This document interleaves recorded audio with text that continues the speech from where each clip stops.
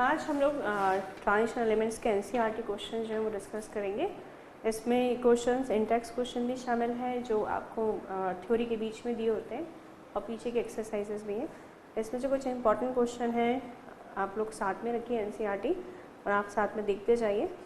इसमें पहला क्वेश्चन है 8.1 नंबर का, जो क्वेश्चन है silver atom has completely field D orbital OD10 in its ground state, then how can you say that it's a transition element? ये बात हमने की थी कि किसी भी एलिमेंट को ट्रांजिशन एलिमेंट तब कहा जाता है या तो ग्राउंड स्टेट में। ग्राउंड स्टेट का मतलब होता है जब कोई एलिमेंट इलेक्ट्रॉन लूज नहीं करता तो उसे उसकी ग्राउंड स्टेट कही जाती है। तो ये ग्राउंड स्टेट को हम सिल्वर के रेफरेंस में सीखते हैं, जो यहाँ बोला गया है। अगर आप इसकी पोजीशन याद करें तो कॉपर के नीचे आता है। कॉपर जब 3D सीरीज़ का मेंबर है, ये 4D सीरीज़ का मेंबर है, मतलब इसमें इलेक्ट्रॉन जो है वो 4D में रखे होते हैं और कॉपर की तरह D में होते हैं 10 इलेक्ट्रॉन, और जो आउटर मोस्ट शेल है वो 5s है जिसमें होते हैं 1 इलेक्ट्रॉन। तो ग्राउंड स्टेट इसकी ट्रांजिशन एलिमेंट की डेफिनेशन फुलफिल नहीं करती। तो यही सवाल में पूछा गया है कि क्योंकि इसका D तो 10 है और ट्रांजिशन एलिमेंट कहलाने के लिए D इनकम्प्लीटली फिल्ड होना चाहिए, मतलब 10 से कम इलेक्ट्रॉन होना चाहिए, तो मैं इसे ट्रांजिशन एलिमेंट कैसे कह सकते हैं। तो सिल्वर एक ऑक्सीडेशन स्टेट शो करता है। ये +2 के कंपेयर में अनस्टेबल स्टेट है +1 के कंपेयर में, जिसमें वह 2 इलेक्ट्रॉन लूज करता है। 2 इलेक्ट्रॉन लूज करते ही इलेक्ट्रॉनिक कॉन्फ़िगरेशन हो गया 5d9 5s1। तो ये अपनी ग्राउंड स्टेट में तो नहीं, but in one of the oxidation state, क्योंकि इसके d ऑर्बिटल इनकम्प्लीटली फिल्ड है, इसलिए हम इसे ट्रांजिशन एलिमेंट कह सकते हैं। तो ट्रांजिशन एलिमेंट की definition, if any compound in its ground state और in any one of the oxidation state, if it have incompletely filled d orbital, incompletely filled d orbital means electrons less than 10, then it can call a transition element.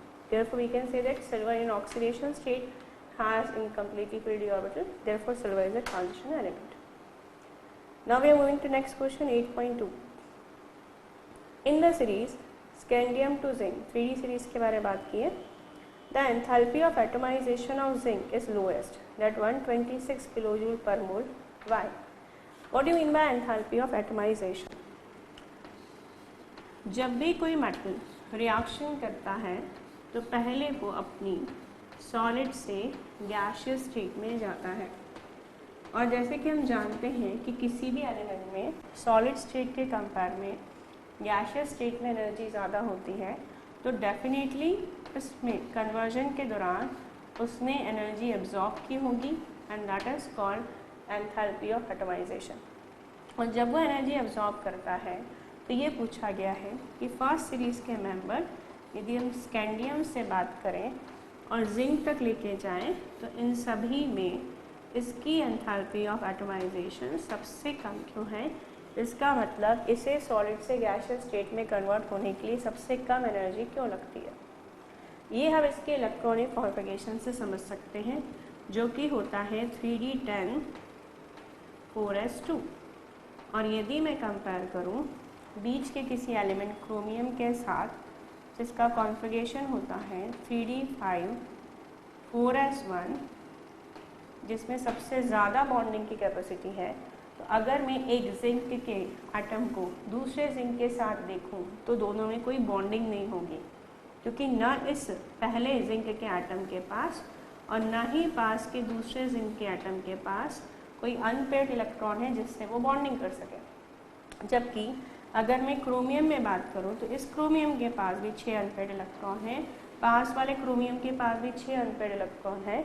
तो हम compare कर सकते हैं कि अगर यहाँ 6 bond extra हैं और यहाँ एक भी बॉन्ड नहीं है, तो इसके कंपेयर में इसमें बॉन्ड ज़्यादा होने से आपको इन बॉन्ड को तोड़ने के लिए एनर्जी ज़्यादा देनी पड़ेगी। और क्योंकि जिंक को छोड़ दिया जाए तो स्कैंडियम से लेकर कॉपर तक सभी एलिमेंट के पास अनपेयर्ड इलेक्ट्रॉन है, कभी ज़्यादा है कभी कम है, पर बॉन्डिंग तो हर कोई अपने पास वाले एटम के साथ कर पा रहा होगा। और अट्रैक्शन ज़्यादा होने से उन्हें गैसियस स्टेट में कन्वर्ट होने की एनर्जी ज़्यादा देनी पड़ती है, जबकि जिंक को हमें एनर्जी कम देनी पड़ती है। Question number 8.3, Which of the 3D series of transition metal exhibit the largest number of oxidation state and why? अगर हम ऑक्सीडेशन स्टेट की बात करें तो ये हम देखते हैं कि डी ब्लॉक एलिमेंट और पी ब्लॉक एलिमेंट, ये दो ऐसे एलिमेंट हैं जो बहुत सारी तरह के ऑक्सीडेशन स्टेट दिखाने के लिए जाने जाते हैं। पी ब्लॉक और डी ब्लॉक को कंपेयर किया जा सकता है, जिस पे एक बेस क्वेश्चन आगे आएगा तब हम कंपेयर कर लेंगे। फिलहाल हम ये बात कर रहे हैं कि इतनी सारी वेरिएबल ऑक्सीडेशन स्टेट क्यों दिखा पाते हैं, और स्कैंडियम से लेकर जिंक तक वो कौन सा एलिमेंट है सबसे ज़्यादा ऑक्सीडेशन स्टेट दिखा सकता है। अगर हम बात करें मैंगनीज की, इसका इलेक्ट्रॉनिक कॉन्फ़िगरेशन होता है 3d5 4s2, और ये वो एलिमेंट है जो सबसे ज़्यादा ऑक्सीडेशन स्टेट दिखा पाता है। इसके पहले के सारे element scandium, titanium, vanadium, chromium वो भी कम दिखाते हैं, और इसके बाद वाले एलिमेंट आयरन, कोबाल्ट, निकल, कॉपर, जिंक वो भी कम दिखाते हैं। इसके पहले के एलिमेंट इसलिए कम दिखाते हैं क्योंकि उनके पास डी में इलेक्ट्रॉन कम है, और मैंगनीज के बाद के एलिमेंट इसलिए कम दिखा पाते हैं क्योंकि उनमें इलेक्ट्रॉन तो डी में ज़्यादा है, पर वो इलेक्ट्रॉन जो पेयर्ड हो चुका है वो ऑक्सीडेशन स्टेट बनाने में पार्टिसिपेट नहीं करेगा। इससे हम इस इलेक्ट्रॉनिक कॉन्फ़िगरेशन को फिल करके समझते हैं। ये रहा 3d10,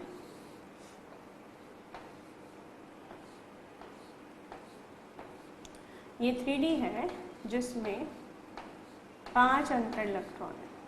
3d10 मतलब वो जिंक की बात थी जिसमें पेयर्ड है सारे इलेक्ट्रॉन, और ये है 4s।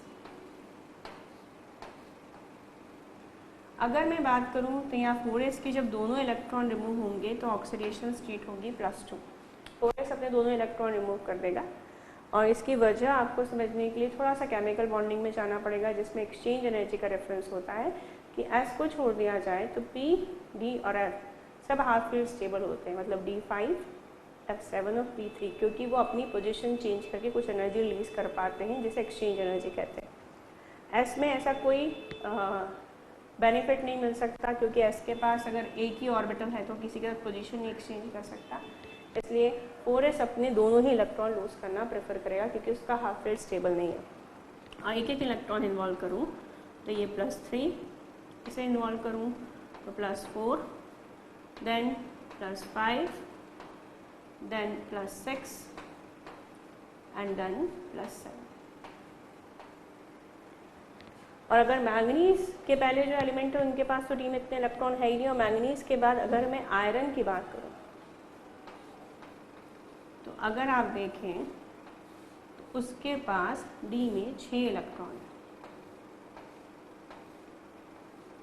6 इलेक्ट्रॉन होने से, क्योंकि अब एक इलेक्ट्रॉन डी का पेयर्ड हो चुका है और ये पार्टिसिपेट नहीं करेगा, तो इसके पास जहाँ इसके 5 और ये 2 अवेलेबल थे ऑक्सीडेशन स्टेट शो करने के लिए, इसके पास सिर्फ ये 4 और ये 2 अवेलेबल है, मतलब मैंगनीज के कंपेयर में अवेलेबिलिटी ऑक्सीडेशन स्टेट शो करने की कम हो गई इलेक्ट्रॉन की पेयरिंग के कारण।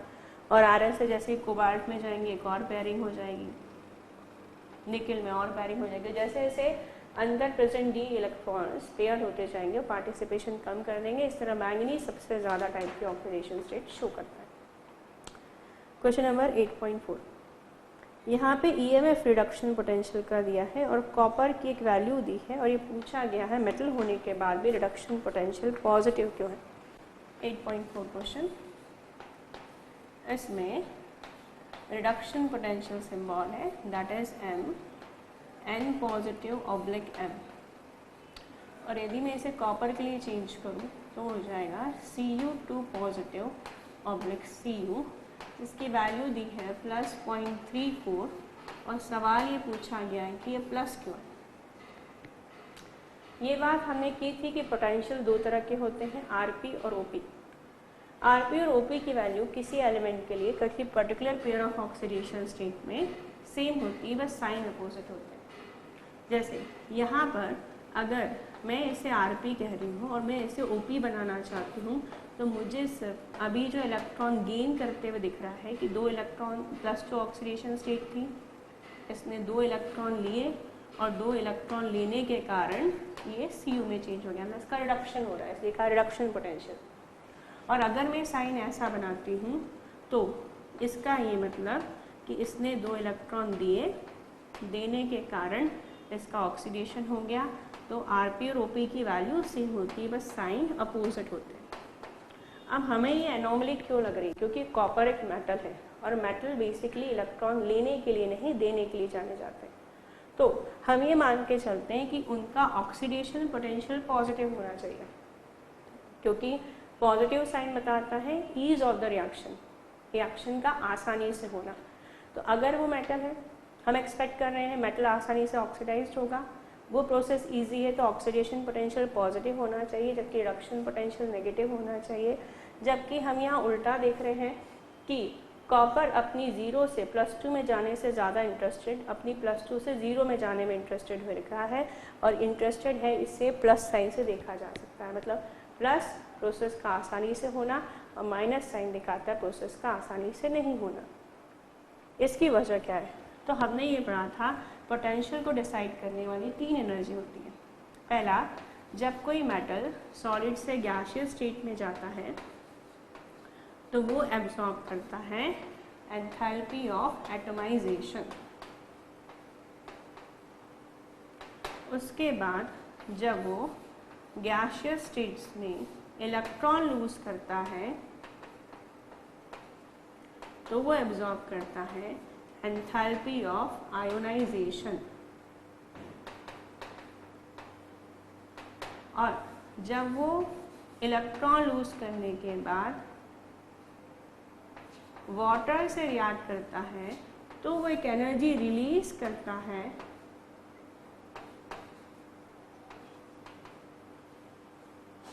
that is called enthalpy of hydration। इसका ये मतलब इस पूरी प्रोसीजर में मेटल 2 बार एनर्जी एब्जॉर्ब करता है और एक ही बार रिलीज करता है। और ये हमेशा याद रखिए, एक मेटल की प्रेफरेंस होती है एनर्जी रिलीज करना, न कि एब्जॉर्ब करना। आप ऐसे उस बिजनेस की तरह देख सकते हैं जिसमें अगर आपको प्रॉफिट कमाना हो बाद में तो पहले आपको एक्सपेंस करना पड़ता है, और अगर आपको लगता है कि एक्सपेंसेस से ज़्यादा प्रॉफिट है तो आप आसानी से इलेक्ट्रॉन लूज करोगे, और अगर आपको लगता है कि एक्सपेंसेस ज़्यादा है और प्रॉफिट कम है तो आप आसानी से लूज नहीं करोगे। सेम केस कॉपर में हो रहा है। कॉपर में जहाँ एंथैल्पी ऑफ एटमाइजेशन ज़्यादा होती है, एंथैल्पी ऑफ आयोनाइजेशन भी ज़्यादा होती है। अगर आप याद करें इलेक्ट्रॉनिक कॉन्फिगरेशन 3d10 में था, तो 10 में से इलेक्ट्रॉन निकालना मतलब स्टेबल कॉन्फर्मेशन से इलेक्ट्रॉन निकालना।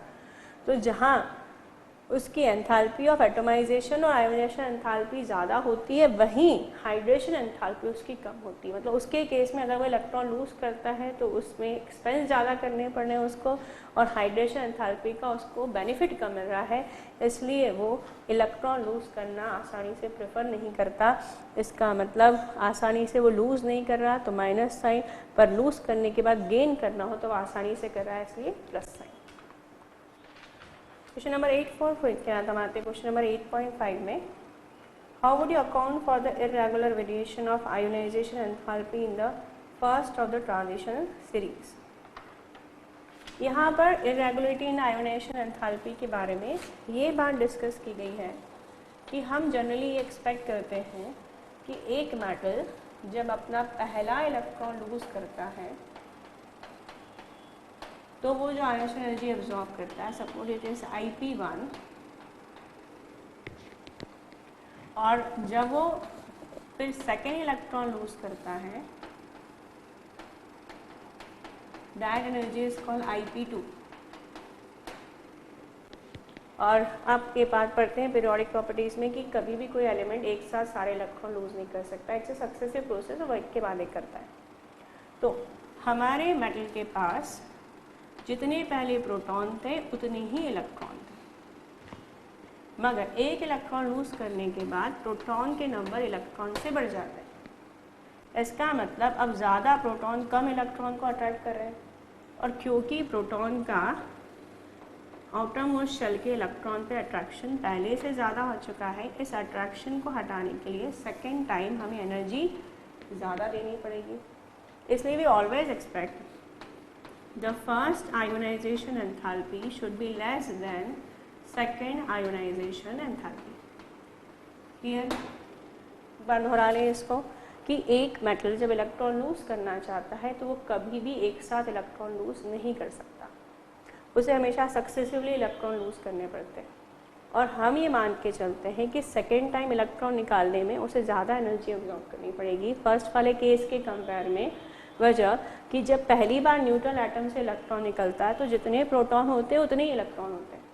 अगर सेकेंड टाइम प्रोटॉन बढ़ चुके होते हैं क्योंकि इलेक्ट्रॉन के रिमूवल से इलेक्ट्रॉन कम हो चुके हैं, और इलेक्ट्रॉन कम हो जाने के कारण प्रोटॉन उन बचे हुए इलेक्ट्रॉन पे अट्रैक्शन बढ़ा देता है, और अट्रैक्शन बढ़ने से सेकेंड टाइम एनर्जी ज़्यादा देनी पड़ेगी। मगर हमें एनॉमली देखने मिलती है कुछ इस तरह की कि हम अगर क्रोमियम में कंपेयर करें, और क्रोमियम का इलेक्ट्रॉनिक कॉन्फ़िगरेशन है 3d5 4s1, और यदि हम मैंगनीज के साथ इससे कंपेयर करें जो पास में होता है जस्ट 3d5 4s2, तो यहाँ पे इलेक्ट्रॉनिक कॉन्फ़िगरेशन कैसे इफेक्ट कर रहा है।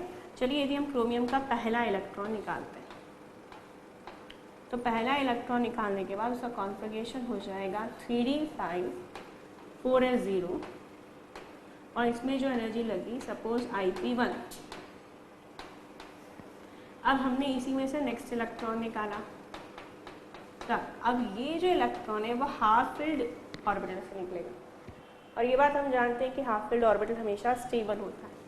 तो अगर वो इलेक्ट्रॉन हाफ फिल्ड से आप निकाल रहे हैं तो श्योरली हमें एक स्टेबल कॉन्फ़िगरेशन से एनर्जी निकालनी पड़ रही है। इस वजह से Ip1 के कंपेयर में Ip2 ज़्यादा होगा। जैसे हमने पहले भी देखा था वो ज़्यादा होता है, बस इस बार एक रीज़न और आ गया कि हमने पहला इलेक्ट्रॉन तो अकेले भरे हुए एस से निकाला, पर इस बार वो हाफ फील्ड से निकाला गया जो स्टेबल कॉन्फ़िगरेशन था, इसलिए हमको ज़्यादा एनर्जी देनी पड़ी। अगर यही हम मैंगनीज़ में कंपेयर करें तो जब मैंगनीज़ का फर्स्ट इलेक्ट्रॉन निकाला जाएगा तो कॉन्फ़िगरेशन होगा 3d5 4s1। अब S फुली फिल्ड है और फुली फिल्ड ऑर्बिटल स्टेबल है, और S में हाफ फिल्ड स्टेबल नहीं होता। अभी हमने बात की उसमें एक्सचेंज एनर्जी का बेनिफिट नहीं होता। तो मान लीजिए हमें एनर्जी लगी Ip1। अब जब हमने सेकेंड इलेक्ट्रॉन निकाला मैंगनीज का और कॉन्फ़िगरेशन हो गया 3d5 4s0,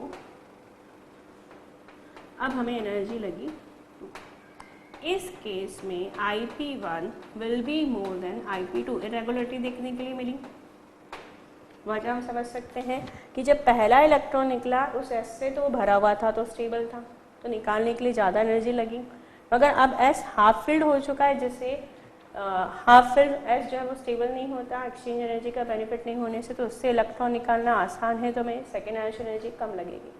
तो इलेक्ट्रॉनिक कॉन्फ़िगरेशन के वेरिएशन के कारण हमें आयोनाइजेशन पोटेंशियल में वेरिएशन देखने के लिए मिलते हैं। Next question, why is the highest oxidation state of a metal exhibit in oxides and fluorides only. हमने जैसे अभी एग्जाम्पल देखा था कि जो मैंगनीज होता है, क्वेश्चन नंबर 8.6, हमने जैसे भी देखा था मैंगनीज, जो हमने देखा कि वो +2 +3 +4 +5 +6 +7 तक ऑक्सीडेशन स्टेट दिखाता है। मगर यहाँ बात ये की गई है कि अगर आपको हाईएस्ट ऑक्सीडेशन स्टेट किसी कंपाउंड में देखनी है इन मेटल्स की, तो या तो वो मेटल उस वक्त ऑक्साइड के फॉर्म्स में होंगे या फ्लोराइड्स के फॉर्म में होंगे। किसी और एलिमेंट के साथ या किसी और नॉन मेटल के साथ ये इतनी हाईएस्ट ऑक्सीडेशन स्टेट नहीं दिखाता। फॉर एग्जाम्पल मैंगनीज में आयन होती है पर मैग्नेट आयन, इसमें इसकी ऑक्सीडेशन स्टेट होती है +7। इसका मतलब वो सिर्फ ऑक्साइड के साथ ही हाईएस्ट ऑक्सीडेशन स्टेट शो कर रहा है। इससे आप पीरियोडिक टेबल समझ सकते हैं। एकदम राइट साइड में इनकी पोजीशन होती है ऑक्सीजन की और फ्लोरीन की भी। बहुत साइज में छोटे हैं राइट में होने का ना, हाईली इलेक्ट्रोनेगेटिव। फ्लोरीन जहाँ से मोस्ट इलेक्ट्रोनेगेटिव एलिमेंट है, oxygen second most electronegative element है।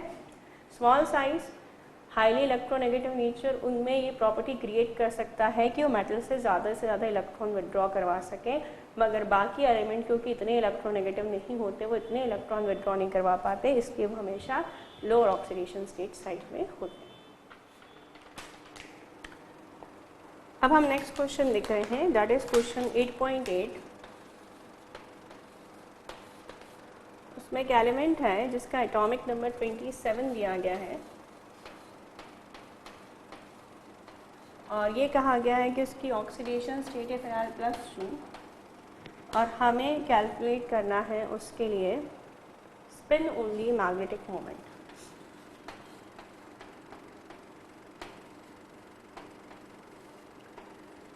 जो डी ब्लॉक एलिमेंट होते हैं अगर उनमें अनपेयर्ड इलेक्ट्रॉन हो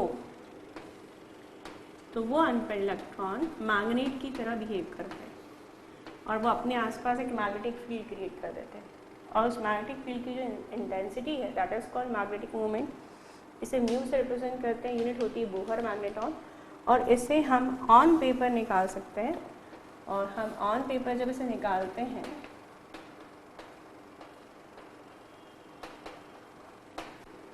ये इसका फॉर्मूला होता है और सबसे पहले हमें ये देखना पड़ेगा कि इसके पास अनपेयर्ड इलेक्ट्रॉन कितने हैं, because n is a number of unpaired electron, 27 atomic number. और अगर आप याद करें मैंगनीज 25 और आयरन देन कोबाल्ट 27, तो 27 इलेक्ट्रॉनिक कॉन्फ़िगरेशन 27 एटॉमिक नंबर वाले का इलेक्ट्रॉनिक कॉन्फ़िगरेशन जो होगा वो होगा 3d7 4s2 और यदि यहाँ पर ऑक्सीडेशन स्टेट +2 दी गई है तो वो हो गया 3d7 4s0।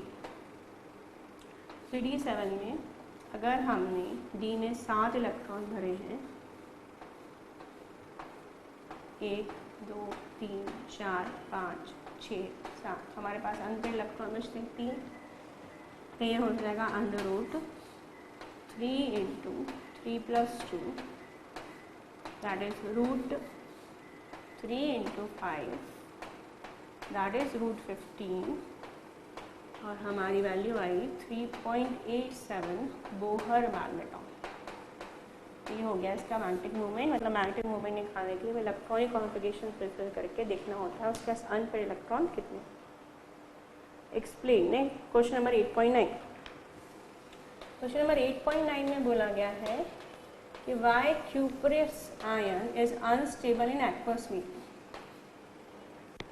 तो यहाँ पर हमें ये सीखने के लिए मिलेगा कि वाटर के प्रेजेंस में कॉपर की +1 ऑक्सीडेशन स्टेट से ज़्यादा +2 ऑक्सीडेशन स्टेट स्टेबल होती है। वजह क्योंकि हमने अभी बात की 2 क्वेश्चंस में कि जब भी एक मेटल इलेक्ट्रॉन लूज करता है तो उसे प्रॉफिट या बेनिफिट के रूप में सिर्फ एक ही चीज़ मिलती है जो उसके अंदर की एनर्जी कम कर रही होती है, दैट इज़ हाइड्रेशन एंथैल्पी। और कॉपर +1 की जगह कॉपर +2 की हाइड्रेशन एंथैल्पी ज़्यादा होती है।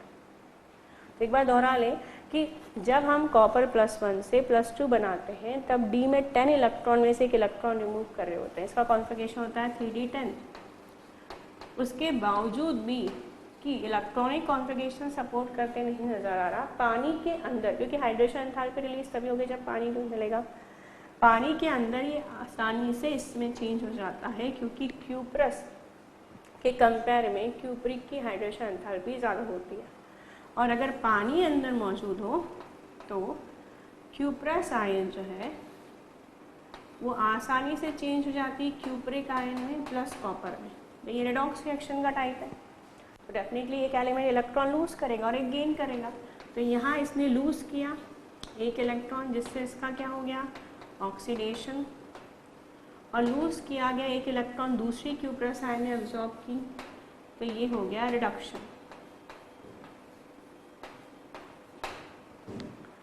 तो क्योंकि क्यूप्रिक आयन की हाइड्रेशन एंथैल्पी ज़्यादा होती है इसलिए वो आसानी क्यूप्रस से क्यूप्रस में चेंज हो जाता है। और यहीं पर हमें एक क्वेश्चन का आंसर और मिल सकता है, दैट टेक्स्ट बुक क्वेश्चन है वो, क्वेश्चन नंबर 8.22,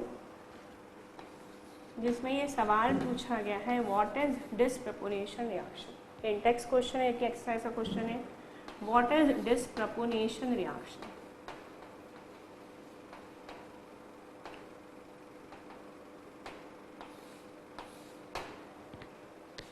डिसप्रोपोर्शनेशन रिएक्शन का ये एग्जांपल है जब एक ही एलिमेंट का ऑक्सीडेशन भी हो रहा है और रिडक्शन भी हो रहा है, तो इसे डिसप्रोपोर्शनेशन कहते हैं। तो हमारा एक और क्वेश्चन सॉल्व हो गया यहाँ पर। अब नेक्स्ट क्वेश्चन है, actinide contraction is greater than lanthanide contraction by. अब ये जो क्वेश्चन है 8.10 उसको पूछा गया एफ ब्लॉक एलिमेंट से। अगर हम एफ ब्लॉक एलिमेंट्स देखें तो 14 की दो रो होती है, जिसमें एक होता है सीरियम से लेकर ल्यूटेटियम तक, जो कि 6th पीरियड में रखा होता है, और इसका जो इलेक्ट्रॉनिक कॉन्फ़िगरेशन होता है जनरल, वो ये होता है वैलेंस शेल 6 से, जिसमें s में 2 इलेक्ट्रॉन है, पेनल्टीमेट शेल में d है, जिसमें 1 या 0 इलेक्ट्रॉन हो सकते हैं, और अंदर है 4f, जिसमें 1 से लेकर 14 तक कुछ भी इलेक्ट्रॉन हो सकते हैं। तो ये कहलाते हैं lanthanoids. In short they are represented by LF। तो एक होते हैं एक्टिनॉइड्स, ये होता है थोरियम, एटॉमिक नंबर 90 से लेकर, लॉरेंशियम इसका लास्ट एलिमेंट होता है, ये रखे होते हैं 7th पीरियड में, और 7th पीरियड में मतलब इनके आउटरमोस्ट शेल तो 7 हो गई, तो ये होता है 7s2 6d 1 और 0 5f 1 to 14। अब हमारे सवाल में आते हैं, ये हम सभी जानते हैं कि हम लेफ्ट टू राइट जाते हैं तो साइज़ छोटी होती है, तो सेरियम से जब ल्यूटेटियम तक जाते हैं तो साइज़ छोटी होती है, that is called lanthanide contraction. उसी तरह हम जब थोरियम से लॉरेंशियम तक जाते हैं तो भी साइज़ छोटी होती है, that is called actinide contraction. और सवाल ये पूछा गया है कि जितनी तेज़ी से साइज़ एक्टिनाइड में होती है छोटी, उतनी तेज़ी से लैंथेनाइड में नहीं होती, क्यों? अब आप यहाँ देखिए, साइज़ छोटी क्यों होती है? जब न्यूक्लियस, ये है एंटीमेट शेल, मान लीजिए इसमें F लिखा हुआ है, ये है पेनल्टीमेट शेल जिसमें D रखा हुआ है, और ये है हमारी वैलेंस शेल जिसमें S रखा हुआ है। तो जब प्रोटॉन आउटरमोस्ट शेल को अपनी ओर खींचता है तो उससे साइज़ छोटी होती है। लैंथेनाइड में जहाँ 4f है, वहीं अगर मैं यहाँ ड्रॉ करूँ तो एक्टिनाइड में 5f काम कर रहा है। ये 4f है जो 6s को स्क्रीन कर रहा है, ये लैंथेनाइड की पोजीशन हो गई, और यहाँ ये 5f है जो कि 7s को स्क्रीन कर रहा है। अब आप बताइए, आपने एटॉमिक स्ट्रक्चर में पढ़ा होगा कि जैसे जैसे शेल का नंबर बढ़ता है उसमें प्रेजेंट सब शेल की साइज़ ही बढ़ती है। उसके अकॉर्डिंग अगर 4 से 5 नंबर ज़्यादा पड़ा होता है, इसका मतलब F4 शेल का रिलेटिवली स्मॉल साइज़ का है, जबकि 5th शेल में रखा हुआ F जो एक्टिनॉइड्स का, उसकी साइज़ बढ़ी।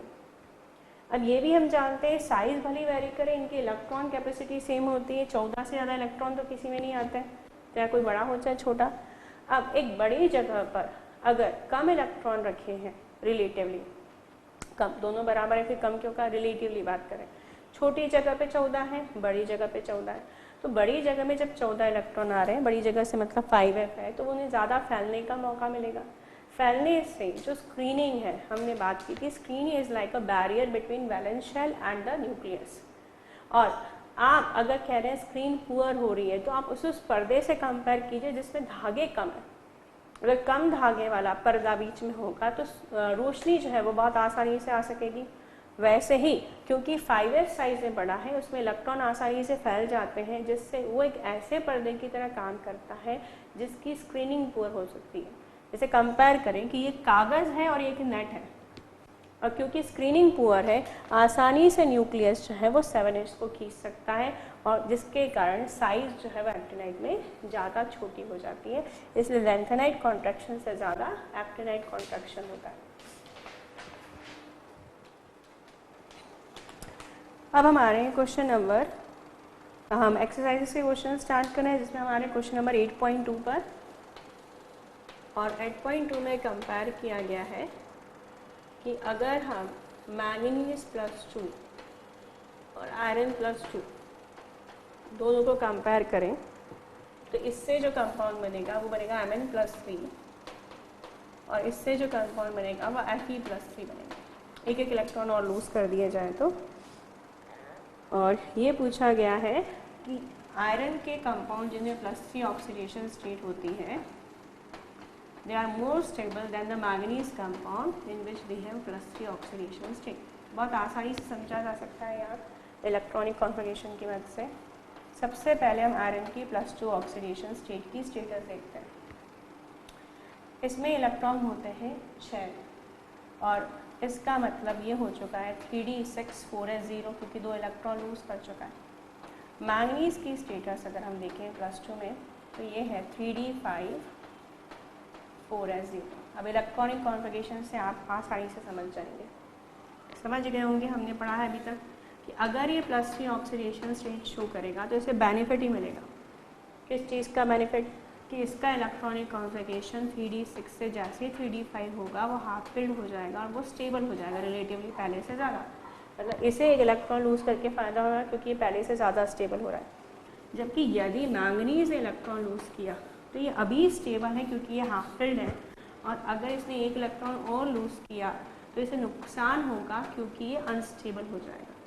तो क्योंकि आयरन को एक इलेक्ट्रॉन लूज करने में बेनिफिट हो रहा है इसलिए वह आसानी से +3 में चेंज होता है, इसलिए इसके +3 वाले कंपाउंड स्टेबल होते हैं।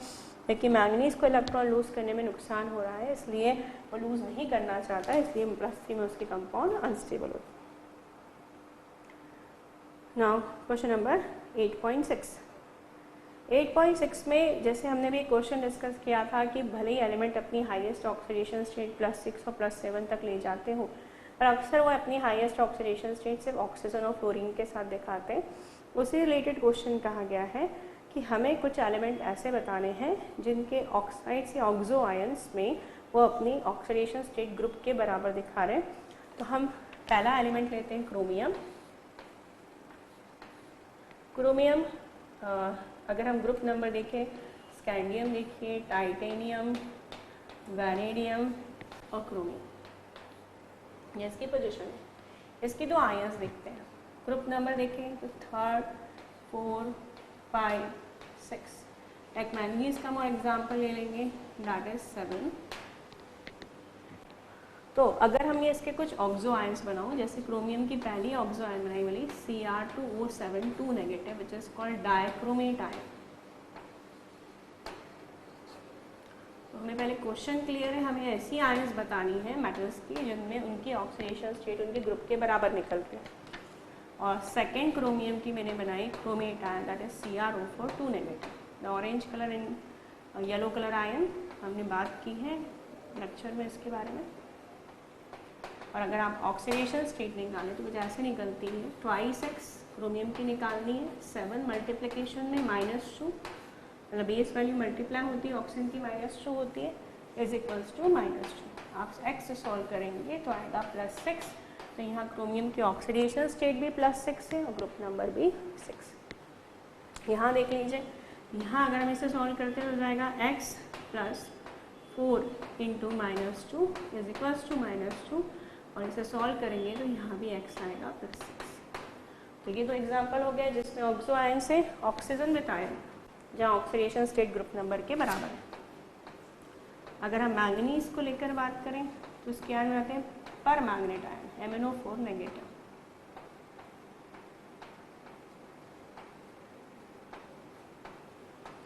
Permanganate ion x + 4 × -2 equals to -1। अगर आप x की वैल्यू काउंट करें तो आएगी +7, तो इसकी ऑक्सीडेशन स्टेट भी +7 और ग्रुप नंबर भी 7 है। एक लास्ट एग्जाम्पल देखते हैं वैनेडियम का। ये पाया जाता है VO4 3 negative ion, that is called vanadate ion.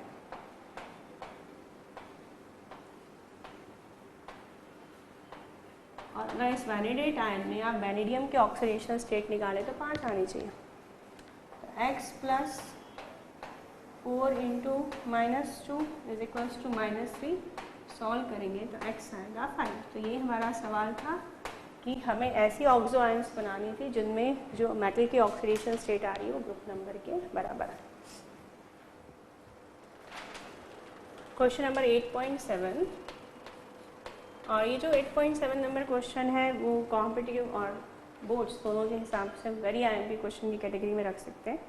इसमें सवाल पूछा गया है, what is the lanthanide contraction and what are the consequences of lanthanide contraction. क्या होता है लैंथेनाइड कॉन्ट्रैक्शन में और उसकी वजह से कौन सी प्रॉपर्टीज़ इफेक्टेड होती है। लैंथेनाइड्स क्या होते हैं, अभी हमने बात की कि जो हमारा 13th ग्रुप होता है या जिसे हम 3rd B ग्रुप कह सकते हैं, उसमें scandium, yttrium, lanthanide, actinide, the 4th period, 5th, 6th and 7th। ये जो एक ब्लॉक होता है उस एक ब्लॉक में एक्चुअली रखे होते हैं 15 एलिमेंट्स। लैंथेनाइड के साथ में सीरियम से लेकर ल्यूटेटियम तक ये 14 एलिमेंट कुल मिला के 15 यहीं रखे होते हैं। और क्योंकि जैसे हम जानते हैं सीरियम से ल्यूटेटियम राइट साइड में जा रहे हैं और राइट साइड में जाने पर पीरियड नंबर चेंज नहीं होता है, मगर न्यूक्लियस में प्रोटॉन बढ़ते जाते हैं और प्रोटॉन बढ़ेंगे डिस्टेंस उतना ही 6 शेल तक की अट्रैक्शन शो करना है। न्यूक्लियस से प्रोटॉन बढ़ते जा रहे हैं। एटॉमिक नंबर 58, 57 to 71, तो इसके पास 58 प्रोटॉन, अगले वाले पे 59, 58, तो प्रोटॉन बढ़ते जा रहे हो, डिस्टेंस वही 6 स्पेशियल तक का है, तो अट्रैक्शन बनने से साइज छोटी होती है, that is called lanthanide contraction. Consequences क्या होते हैं, ये जो कॉन्ट्रैक्शन होता है इस वजह से हम ये पाते हैं कि जो एलिमेंट्स हैं इनकी फिजिकल प्रॉपर्टीज़ ऑलमोस्ट सिमिलर होती है, बहुत कम वेरिएशन होता है, जिसकी वजह से they are difficult to separate. Similar properties होने के कारण they are difficult to separate. पहले तो ये लैंथेनाइड कॉन्ट्रैक्शन ये इफेक्ट डालता है इन पे।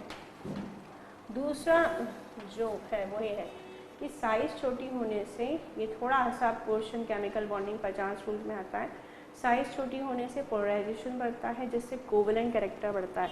इसकी वजह से अगर हम सीरियम हाइड्रोक्साइड से +3 ऑक्सीडेशन स्टेट में ल्यूटेटियम हाइड्रोक्साइड से जाएं तो बॉन्ड में कोवेलेंट कैरेक्टर बढ़ चुका होगा। जैसे हम ल्यूटेटियम की बात करें, कोवेलेंट कैरेक्टर बढ़ने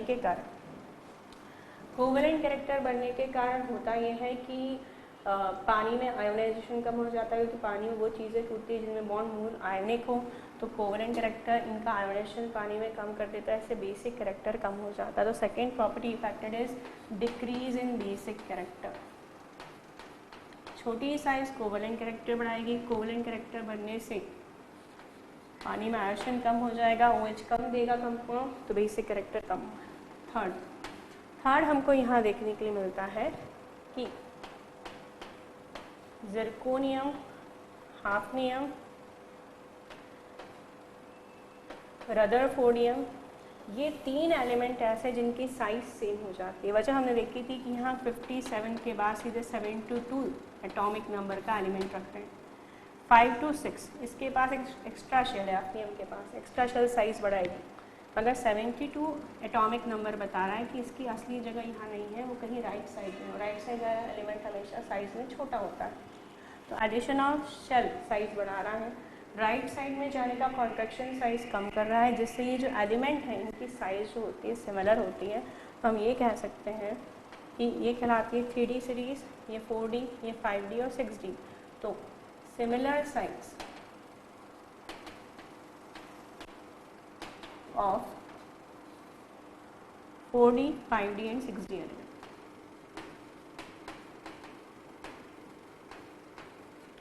लैंथेनाइड कॉन्ट्रैक्शन इनके लिए भी रिस्पॉन्सिबल होता है। तो ये होता है लैंथेनाइड कॉन्ट्रैक्शन। वैसे यहाँ सिमिलर साइज के एक्टिनाइड कॉन्ट्रैक्शन रिस्पॉन्सिबल होगा, तो लैंथेनाइड जैसे ही होता है। मोर प्रेफरेंशियली 4D और 5D जो एलिमेंट हैं उनकी सिमिलर साइज के लिए लैंथेनाइड कॉन्ट्रैक्शन रिस्पॉन्सिबल होता है। तो क्वेश्चन नंबर 8.8 है जस्ट नहीं discussing the properties of transition elements. ये बात कर चुके हैं हम कि वो मेटल्स हैं, मेटल की सारी प्रॉपर्टी शो करेंगे, like hard, malleable, ductile. Brittleness आ जाती है कोवेलेंट कैरेक्टर के कारण। फिर उनका मेल्टिंग पॉइंट, बॉइलिंग पॉइंट बहुत ज़्यादा होता है, क्योंकि उनमें सब में मैक्सिमम अनपेयर्ड इलेक्ट्रॉन होते हैं जो पास वाले एलिमेंट से शेयरिंग करके बॉन्ड्स बना लेते हैं। आयोनाइजेशन एनर्जी में इरेगुलरिटी देखने मिलती है। एक का हमने सवाल किया ड्यू टू इलेक्ट्रॉनिक कॉन्फिगरेशन। इसके अलावा हमने देखा है कि लैंथेनाइड कॉन्ट्रैक्शन और ये सारी चीज़ें जो हैं वो एनॉमली क्रिएट कर देती है साइजेस में, जिसके कारण आयोनाइजेशन एनर्जी इफेक्टेड हो जाती है, तो हमें रेगुलरिटी नहीं देखने के लिए मिलती है। फिर इसके अलावा हमने पढ़ा कि दे आर मेटल्स, तो इनका जनरली जो है RP नेगेटिव होता है, ऑब्वियसली फिर OP पॉजिटिव होता है, दे लूज इलेक्ट्रॉन, और ऑब्वियसली इलेक्ट्रोपॉजिटिव करेक्टर इनका कम होता है एस ब्लॉक एलिमेंट्स के कंपेयर में। फिर इंटरस्टिशियल कंपाउंड बनाते हैं, काफ़ी वैकेंट स्पेस होती है जिसमें वो डिफरेंट एलिमेंट्स को रख लेते हैं विदाउट एनी बॉन्डिंग। ये बहुत अच्छे कैटलिस्ट होते हैं, लार्ज सरफेस एरिया और वेरिएबल ऑक्सीडेशन स्टेट शो करने के कारण they can make good alloy because of the similar sizes. तो ये है प्रॉपर्टीज़ ऑफ ट्रांजिशन एलिमेंट जिसे हमने डिटेल में डिस्कस किया हुआ है। फिर क्वेश्चन नंबर 8.11 और इसमें ये बात की गई transition metals and many of their compound show paramagnetic behaviour.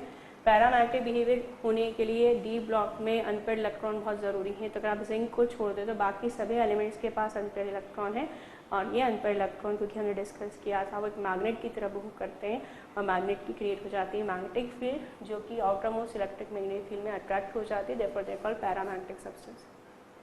Enthalpy of atomisation की बहुत ज़्यादा है। अभी हमने बात की थी कि जब भी कोई मेटल सॉलिड से गैसियस स्टेट में जाएगा उससे कुछ एनर्जी एब्जॉर्ब करनी पड़ेगी and that is called enthalpy of atomisation. और क्योंकि इनके पास काफ़ी अनपेयर्ड इलेक्ट्रॉन होते हैं तो ये अपने पास वाले मेटल के साथ इस तरह शेयरिंग के थ्रू बॉन्डिंग क्रिएट कर देते हैं, और इनके बीच की जो बॉन्डिंग है वो इनके बीच का अट्रैक्शन बढ़ा चुकी होती है, जिसके कारण हमें इन बॉन्ड को तोड़ने के लिए एनर्जी ज़्यादा देनी पड़ती है। They generally form coloured compound. Coloured compound ये कॉम्प्लेक्सेस में दिखाते हैं।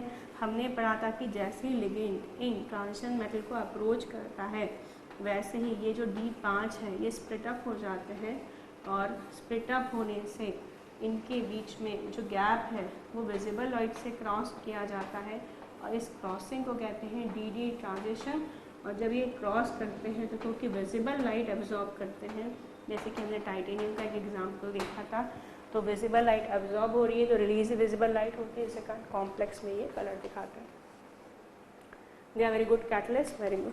ये बहुत अच्छे कैटलिस्ट हैं। आप चेक करें तो हमने कहा है कि मैक्सिमम ऑर्गेनिक केमिस्ट्री की जो रिएक्शंस होती हैं इनऑर्गेनिक की, उनमें हमें कहीं ना कहीं ट्रांजिशन एलिमेंट देखने के लिए मिलता है। चाहे हैबर्स प्रोसेस बोले, आयरन का ऑक्साइड हो गया, या फिर हम बोले ओस्टफॉल मेथड नाइट्रिक एसिड बनाने की जिसमें प्लेटिनम और रोडियम का गॉज यूज़ किया जाता है, या फिर आप कॉन्टैक्ट मेथड ले लीजिए सल्फ्यूरिक एसिड फॉर्मेशन की जिसमें V2O5 का यूज़ किया जाता है।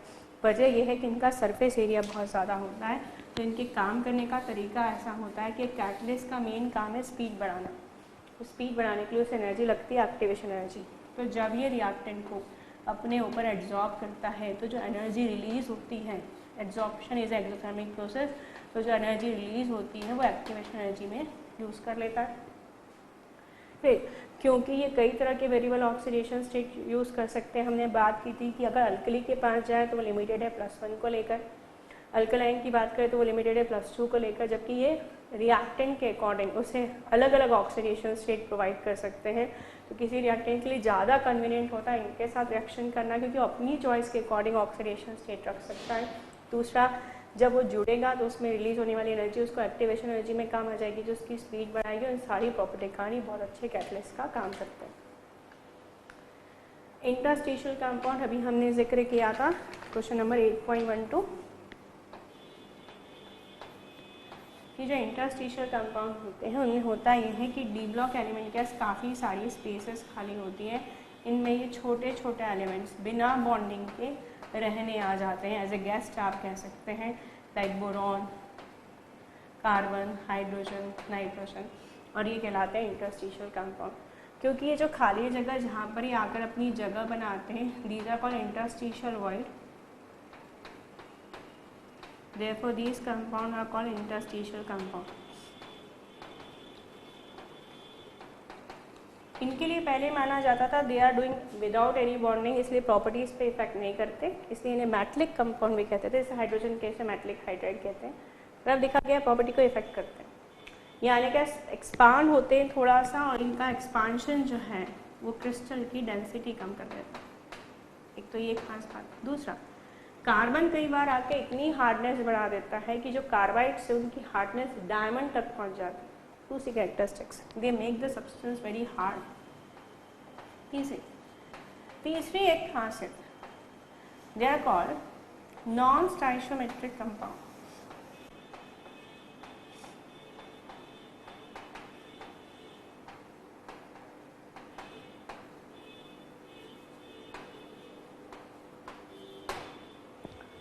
अक्सर हम जब भी किसी कंपाउंड का फॉर्मूला देखते हैं तो उसमें बेस वैल्यू होल नंबर होती है, मगर यहाँ पे कई बार ऐसा नहीं होता। जैसे जब वैनेडियम हाइड्रोजन के साथ कंपाउंड बनाता है तो हमें इस तरह का रेशो मिलता है 0.56।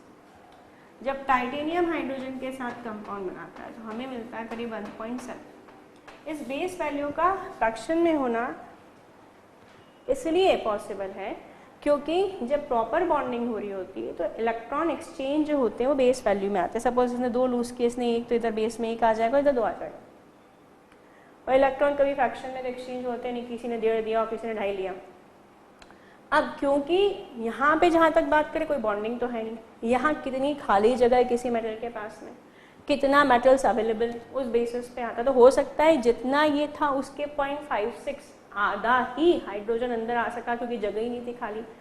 तो क्योंकि बॉन्डिंग नहीं है, अंदर में प्रेजेंट खाली जगह की अवेलेबिलिटी, ऊपर से आने वाले सब्सटेंस की क्वांटिटी, उस पर बॉन्डिंग क्वांटिटी डिपेंड करेगी। तो वो जो क्वांटिटी आने वाली है वो हमेशा होल नंबर में है। बिल्कुल ज़रूरी नहीं कोई सामान आपको रखना है किसी चीज़ के अंदर, बैग के अंदर, तो जितना रेशो बैग का उतने ही रखो, या 3 गुना रखो, 4 गुना रखो, ऐसा नहीं होता है। वो जितना आप रखना चाहिए, जितनी स्पेस अवेलेबल है रख दो। और जब आप उसे रखते हो तो बैग की क्वांटिटी का में 1.5 गुना भी हो सकता है, 2.5 गुना भी हो सकता है, 4.5 गुना भी हो सकता है। इसलिए ये जो बनाते हो नॉन स्टोइचियोमेट्रिक कंपाउंड बनाते हैं। तो इंटरस्टिशियल कंपाउंड की खासियत ये है, इंटरस्टिशियल इसलिए कहा क्योंकि वॉइड वो इंटरस्टिशियल कहलाती है जिसमें आते हैं, ये डेंसिटी कम कर देते हैं, हार्डनेस बढ़ा देते हैं। और इनकी इंटरेस्टिंग चीज़ ये है कि इनमें जो फ्रैक्शन बेस वैल्यू होती है वो फ्रैक्शन में भी दिखती है, जिसके कारण इन्हें नॉन स्टोइचियोमेट्रिक कंपाउंड कहा जाता है। हम कर रहे हैं क्वेश्चन नंबर 8.13, जिसमें ये पूछा गया है कि डी ब्लॉक और पी ब्लॉक एलिमेंट दोनों ही वेरिएबल ऑक्सीडेशन स्टेट दिखाते हैं, तो क्या डिफरेंस है जिस बेसिस पे कंपेयर किया जा सकता है। हम एक बार दोबारा मैंगनीज का एग्जांपल ले लेते हैं जो maximum type of oxidation state दिखाता है, जिसका इलेक्ट्रॉनिक कॉन्फ़िगरेशन था 3d5 4s1 और 4s2, जिसमें उसने +2 +3 +4 +5 +6 +7। अब आप ये देखिए कि ये जो 2 कंसेक्यूटिव स्टेट में ऑक्सीडेशन स्टेट उनमें एक का ही डिफरेंस है। मान लीजिए अगर मैं फॉस्फोरस की बात करती हूँ, nitrogen mainly negative oxidation state prefer करता है, इसलिए ये 3rd पीरियड को बिलोंग करता है। उसका इलेक्ट्रॉनिक कॉन्फ़िगरेशन होगा 3p3 और 3s में कितने हैं 2। अगर आप इसकी ऑक्सीडेशन स्टेट देखें तो ऐसी होती है +3 +5, मतलब यहाँ डिफरेंस यूनिट करेंगे, एक करेंगे। तो यही फ़र्क है कि जहाँ डी ब्लॉक के एलिमेंट की जब वेरिएबल ऑक्सीडेशन स्टेट देखें तो उनमें एक का फ़र्क नज़र आता है, यहाँ पर फ़र्क एक से ज़्यादा का होता है। 8.13 के बाद नेक्स्ट क्वेश्चन है 8.14। उसमें पहले तो प्रिपरेशन पूछी गई हैं, हमने डिस्कस की हैं। एक बार शॉर्ट में मैं डाइक्रोमेट की ले लेती हूँ, उसी तरह आप लोग परमैंगनेट की पढ़ लीजिएगा, वो भी सवाल का पार्ट हुए कि पोटेशियम डाइक्रोमेट कैसे बनता है।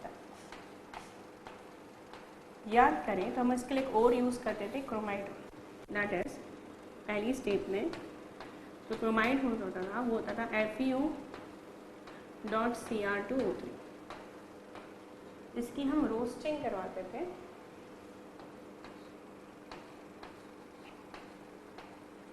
सोडियम कार्बोनेट और ऑक्सीजन के प्रेजेंस में। रोस्टिंग में सबसे पहले हमें मिलती थी chromate ion, that is Na2Cr O4।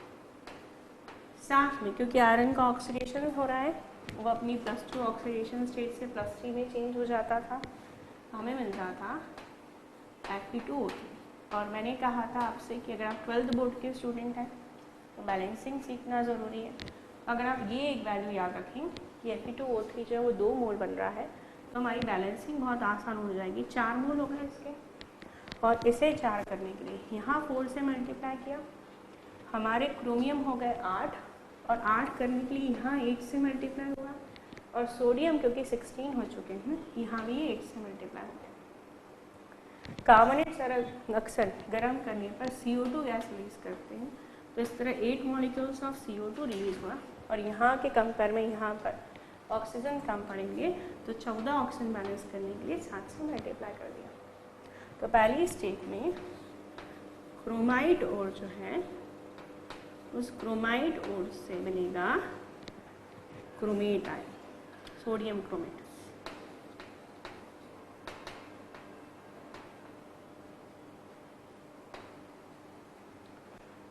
अब सेकेंड स्टेप में हम इस सोडियम क्रोमेट की रिएक्शन सल्फ्यूरिक एसिड से कराएंगे, that will form sodium dichromate Na2Cr2O7।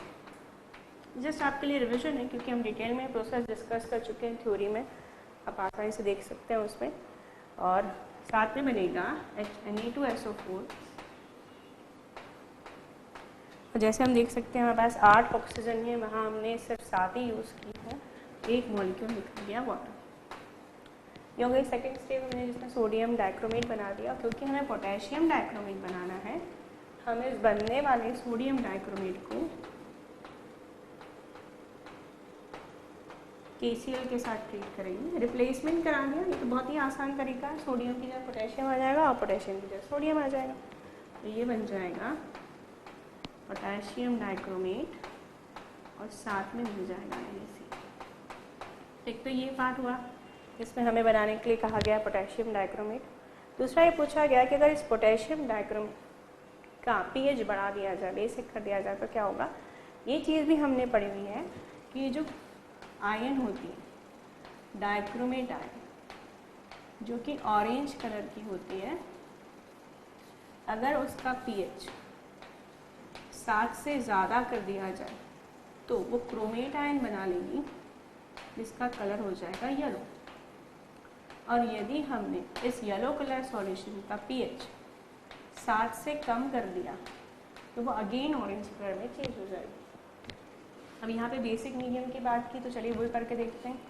अगर हमने लिया डाइक्रोमेट आयन और बोला गया pH बढ़ा दिया, मतलब हाइड्रोक्साइड आयन बढ़ गई सॉल्यूशन, तो ये कहा गया वो येलो हो जाएगा सॉल्यूशन ऑरेंज से, क्योंकि वो क्रोमेट बना लेगा। तो चलिए क्रोमेट बना लेते हैं। और अब आप देखिए आपको कितने ऑक्सीजन की रिक्वायरमेंट पड़ रही, 8, जबकि यहाँ 7 में, तो एक ऑक्सीजन डेफिनेटली यहाँ से लिया जाएगा, तो 7 में निकल जाएगा वाटर। तो पूछे गए सवाल का जवाब ये हुआ कि यदि हम डाइक्रोमेट आयन का pH बढ़ाएंगे तो पहला तो वो डाइक्रोमेट से क्रोमेट में चेंज हो जाएगा, दूसरा सॉल्यूशन का कलर ऑरेंज से येलो हो जाएगा। तो again it's very important part, like lanthanide contraction जो अक्सर पूछा जाता है, और अब डिटेल में इसको जब हमने थ्योरी डिस्कस की थी तब देख सकते हैं।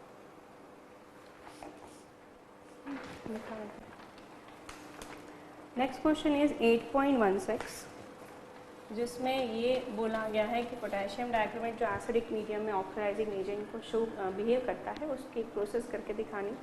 हमने काफ़ी डिटेल में बात की हुई है इस बारे में। एक रिएक्शन देख लेते हैं। पोटेशियम डाइक्रोमेट ये सिर्फ सल्फ्यूरिक एसिड के प्रेजेंस में ही ऑक्सीडाइजिंग एजेंट का काम करता है। याद करें तो HCl के प्रेजेंस में क्लोरीन गैस रिलीज होती है, इसलिए नहीं करता। नाइट्रिक एसिड खुद ऑक्सीडाइजिंग एजेंट होता है, इसलिए नहीं करता।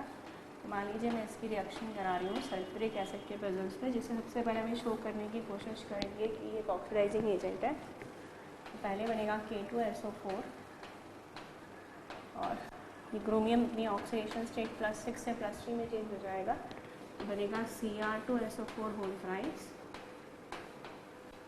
और जैसे कि हमको 4 सल्फेट आयन लग रहे हैं, 4 से मल्टीप्लाई किया, 4 हाइड्रोजन के मॉलिक्यूल्स वाटर के फॉर्म में चेंज हो जाएंगे। और अगर हम चेक करें तो हमें समझ में आ रहा है कि लेफ़्ट साइड के कंपेयर में राइट साइड में ऑक्सीजन कम है। यहाँ 7 है और हमने वहाँ यूज़ की हैं 4, और यहाँ 7 में से अगर हमने सिर्फ 4 ऑक्सीजन यूज़ की हैं तो 3 ऑक्सीजन जो है वो बच गई हैं, और ये जो 3 ऑक्सीजन बच गई है ये नेसेंट ऑक्सीजन के फॉर्म में निकल जाएंगे। यहाँ पे अगर ऑक्सीडेशन स्टेट का फ़र्क देखें तो हम यहाँ पे चेक करेंगे +6 ऑक्सीडेशन स्टेट थी, और यहाँ +6 ऑक्सीडेशन स्टेट से हो गई +3 ऑक्सीडेशन स्टेट। और अगर हम पूरी रिएक्शन को बैलेंस करें तो यहाँ पर हमारे पास 7 ऑक्सीजन है और यहाँ पर हमने 4 वाटर मॉलिक्यूल यूज़ की हैं। तो यहाँ पर आपको रिएक्शन जो है वो करवाने के लिए कही गई है ऑक्जेलिक एसिड के साथ में, फेरस आयन के साथ में और सल्फेट आयन के साथ में। चलिए हम एक एक करके सबके साथ इसकी रिएक्शन करवाते हैं। तो यहाँ पे देखिए बैलेंसिंग देख लें। सबसे पहले यहाँ ऑक्सीजन 7 है हमारे पास में, जबकि अगर हम चेक करें तो यहाँ पे हमें 4 सल्फेट आयन लगी, क्योंकि यहाँ 3 सल्फेट आयन इसके लिए लगी, 1 इसके लिए लगी, तो ओवरऑल हमें लगी 4। और अगर यहाँ 4 वाटर मॉलिक्यूल्स निकल रहे हैं ऑक्सीजन यूज़ करके और K2Cr2O7 में आपके 7 ऑक्सीजन अवेलेबल थी, तो 4 आप यूज़ कर चुके हैं, तो आपके पास बची कितनी ऑक्सीजन? 3 ऑक्सीजन।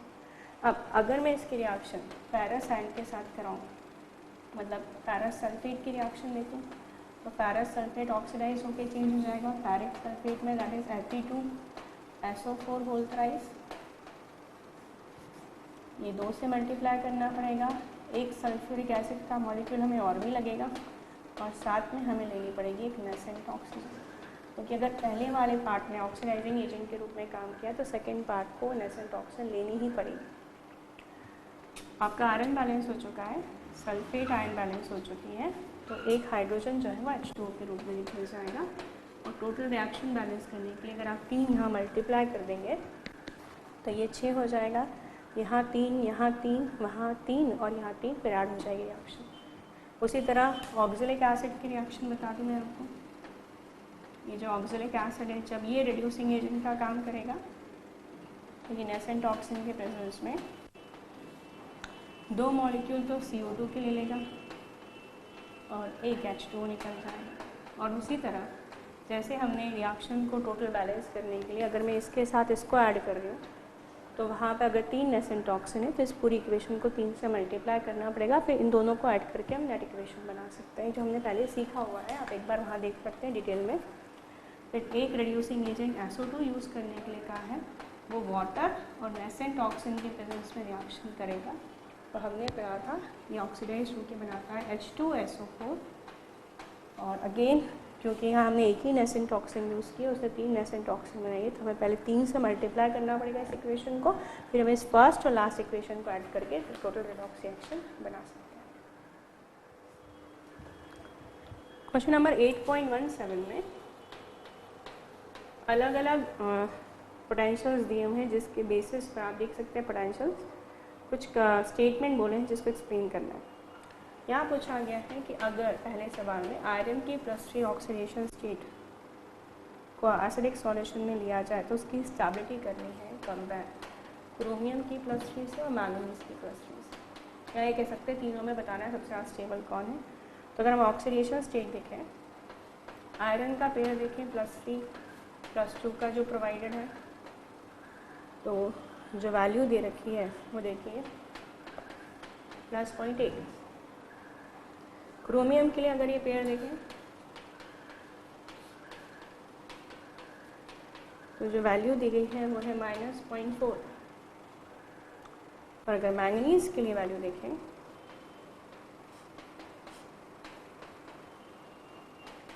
तो जो वैल्यू दे रखी है +1.5। यहाँ हम अभी बात कर चुके थे कि ये रिडक्शन का साइन होता है। ये +3 है, इसने एक इलेक्ट्रॉन लिया होगा तभी जाके इसकी ऑक्सीडेशन स्टेट कम होगी। और हर केस में ऑक्सीडेशन स्टेट कम हो रही है, decrease in oxidation state shows that element is get reduced. और वो एक एक इलेक्ट्रॉन लेते वक्त यदि पॉजिटिव दिखा रहा है ऑक्सीडेशन पोटेंशियल, मतलब वो विलिंगली चेंज हो रहा है, और यहाँ नेगेटिव दिखा रहा है मतलब विलिंगली चेंज नहीं हो रहा है। और अगर ये विलिंगली चेंज हो रहा है, इसका यही मतलब होता है कि वो अपनी एग्जिस्टिंग स्टेट में स्टेबल नहीं है, क्योंकि अगर वो स्टेबल होता है तो वो अपनी दूसरी स्टेट में जाना चाहता ही नहीं। इसका मतलब अगर क्रोमियम की +3 +2 में चेंज नहीं होना चाहती, जो माइनस साइन शो कर रहा है, इसका मतलब क्रोमियम की +3 ऑक्सीडेशन स्टेबल है।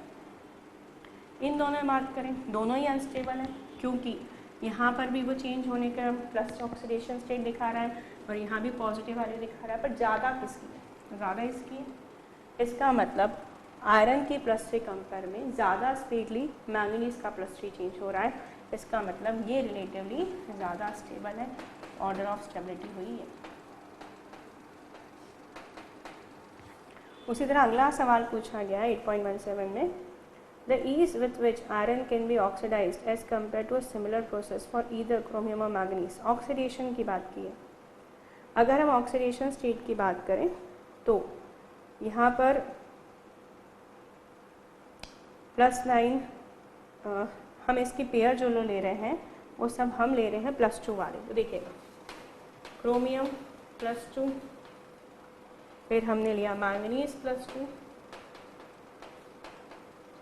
और फिर हमने लिया आयरन का +2 पोटेंशियल।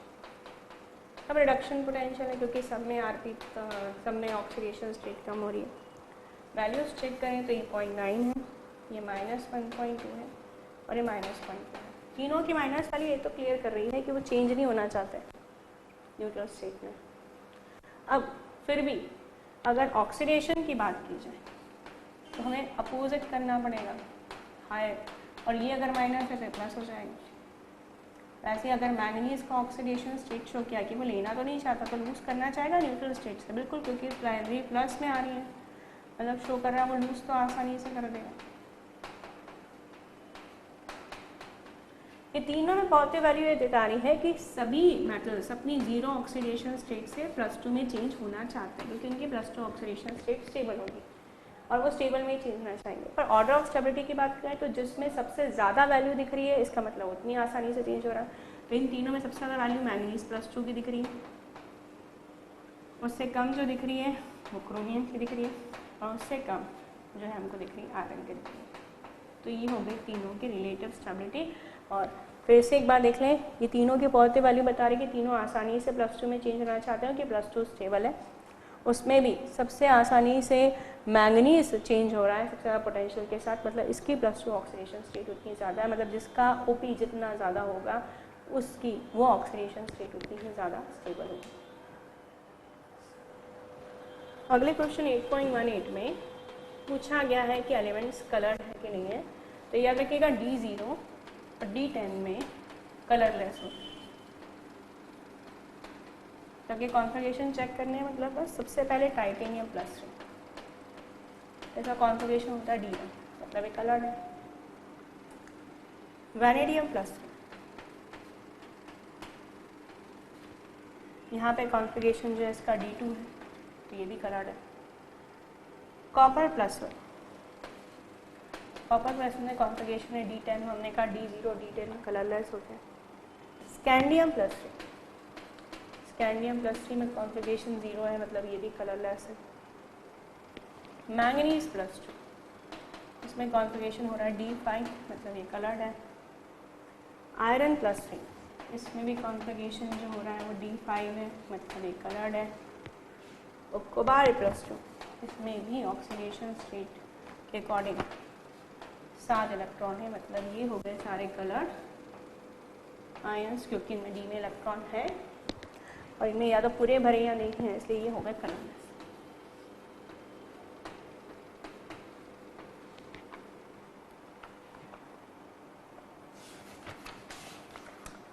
उसके बाद नेक्स्ट क्वेश्चन 8.25 पे आइए। रीजन पूछे गए, पहला लोअर ऑक्सीडेशन स्टेट में बेसिक होता है जबकि हायर ऑक्सीडेशन स्टेट में एम्फोटेरिक या एसिडिक होता है। केमिकल आयनिक इक्विलिब्रियम में हमें लैविस एसिड्स और बेस की बात की जाती है, जिसमें ये बात की जाती है जो इलेक्ट्रॉन दे वो बेस और जो ले वो एसिड। अगर कोई एलिमेंट अपनी लोअर ऑक्सीडेशन स्टेट में है, अगर उसने इलेक्ट्रॉन कम लूज़ किए और अगर वो अपनी हायर ऑक्सीडेशन स्टेट में चला गया, मतलब इलेक्ट्रॉन लूज़ कर चुका है, और एक एलिमेंट जो इलेक्ट्रॉन लूज़ कर चुका है, डेफिशिएंसी तो इलेक्ट्रॉन की उसी में होगी, और यदि उसमें इलेक्ट्रॉन लूज़ करने का डेफिशिएंसी बढ़ चुकी है तो भी एसिडिक बिहेवियर दिखाएगा। जैसे हम क्रोमियम की बात करें, CrO दिखाता है वो एक ऑक्सीडेशन स्टेट +2 के साथ, Cr2O3 दिखाता है, CrO2, CrO3। अब जहाँ ये ऑक्सीडेशन स्टेट एम्फोटेरिक होती है, ये होती है बेसिक और ये होती है एसिडिक। ऐसा ग्रुप नंबर 6 होता है, इसके पास होते भी 6 इलेक्ट्रॉन है, D में 5 और S में 1। ये ऑक्सीडेशन स्टेट क्या बता रहा है कि रिलेटिवली अपने सारे इलेक्ट्रॉन खो चुका है तो ऑर्बिटल खाली है, ऐसे इलेक्ट्रॉन चाहिए। स्ट्रिक्टली स्पीकिंग लूज नहीं करता है क्योंकि कोवलेंट बॉन्डिंग आ चुकी थी तो शेयरिंग में दूर हो जाते हैं, फिर भी डेफिशिएंसी तो आ चुकी, डेफिशिएंसी हो चुकी तो चाहिए था एसिडिक। इसने अभी कम ही इलेक्ट्रॉन लूज किए, अपने से दूर किए, 6 में से 2 ही किए, तो इसमें वही और देने की कैपेसिटी है, इसलिए बेसिक। और ये इंटरमीडिएट ऑक्सीडेशन स्टेट में खाली भी है भरा भी है।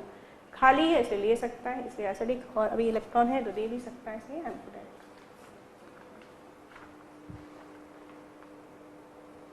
ये सेकंड क्वेश्चन डिस्कस किया जा चुका है। A transition metal exhibit highest oxidation state in oxide and fluoride, ये बात पहले कर चुके हैं हम लोग।